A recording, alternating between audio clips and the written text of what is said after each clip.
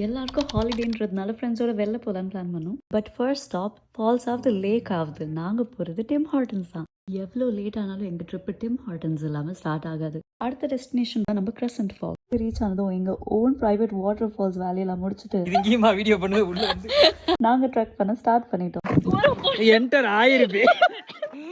நம்ம எங்க என்டர் ஆகுறோம்னா ஹாஸ்பிட்டலுக்கு நம்ம கை பிடிச்சி போவோம். ஜஸ்ட் மிஸ் ஃபால்ஸ் பார்க்க வந்த இடத்துல நானே ஃபால் ஆயிருப்பேன். எங்கனால அஃபோர்ட் பண்ண முடிஞ்ச பேர் கிரில்ஸ் இவன் தாங்க. கடைசியா கரடி போன ஆய் இப்ப கிட்ட போய் எவ்வளவு சூடா இருக்குன்னு தொட்டு பாரு. ஈவா அப்பதான் எவ்வளவு முன்னாடின்னு தெரியும். இந்த ஸ்டேர்ஸ் எல்லாம் இறங்கி கொஞ்சம் நேரம் ட்ரெக் பண்ணி ஃபால்ஸ் போகிறதுக்குள்ள ஏதோ பெரிய சாதனை பண்ண மாதிரி இருந்தது. பட் நாங்கள் நடந்தது என்னமோ 1 கிலோமீட்டர் தான். அவ்வளோதான், ஃபைனலி ஃபால்ஸ் ரீச் ஆயாச்சு.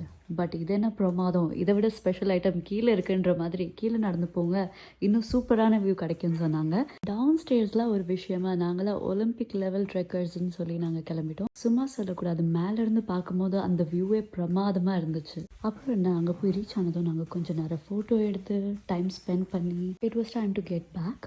அப்போ தான் ரியலைஸ் பண்ணோம், கீழே இறங்கும்போது பேச்சாடா பேசினேன், மேலே ஏறும்போது ஒரு வழி ஆக போகிறோம் அப்படின்னு. ஸ்டேர்ஸ் ஏறி எனர்ஜி பர்ன் பண்ணதும் செம்ம பசி எடுக்க ஆரம்பிச்சிருச்சு.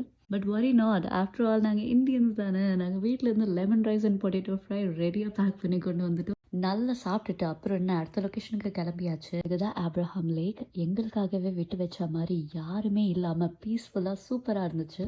லேக்குக்கு போகிறதுக்கு ட்ரெஸ் எல்லாம் கொண்டு வந்துட்டோம். ஆனால் தண்ணியை தொட்டு பார்த்தா ஐஸை விட சில்லுன்னு இருந்துச்சு. பட் பாய்ஸை பார்த்தீங்கன்னா ஒரு செகண்ட் நான் கண்ணை மூடி திறக்கிறதுக்குள்ளே தண்ணிக்குள்ளேயே போயிட்டாங்க. ஒரு 30 மினிட்ஸ் மோட்டிவேஷனுக்கு அப்புறமா ஃபைனலி ஏஸ்தட்டிக்காக தண்ணிக்குள்ளேயே இறங்கிட்டேன்.